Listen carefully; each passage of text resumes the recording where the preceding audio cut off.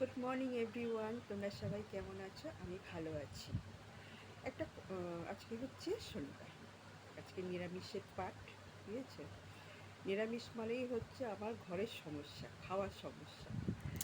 একটা দিন তো, তাও করি, একটু দেখি, চেষ্টা করব কি রান্না করা যায় একটু মুখরোচক। তা যাই হোক, অনেকে না, যে আর একটা জিনিস বলছি যে মেকআপ, আমরা যে ধরো কোনো রিলস বানাচ্ছি বা কোনো একটা শাড়ির শ্যুট করছি, জামা কাপড়ের শ্যুট করছি, মেকআপ ইউজ করি, কেমন? তা যেহেতু আমার সহ্য হয় না, তাই আমি একটা মেকআপ আমি ইউজ করি না। আমার যেটুকু টিপ, কাজল আর লিপস্টিক, এইটুকু ছাড়া আমি তার বাইরে কিচ্ছু জানি না।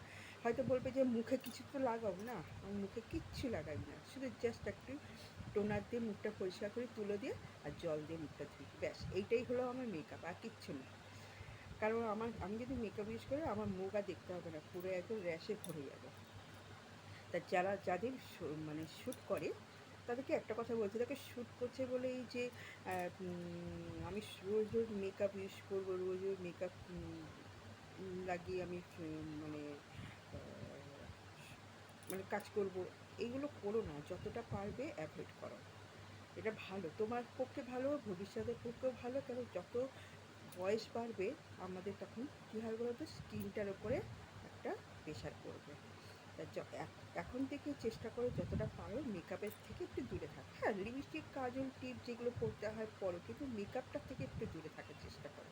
কারণ মেকআপ কিন্তু আমাদের স্কিনে একদম, আমাদের স্কিনের পক্ষে একটু ভালো না। দেখো না, যারা সেলিব্রিটি তারা সবসময় মেকআপ করে মানে থাকে বলে লাস্টে তাদের বয়সকালে কেমন বিভৎস মুখটা হয়ে যায় স্কিনটা। সেই জন্যই বলা, মেকআপটা যতটা পারবে দূরে থেকো।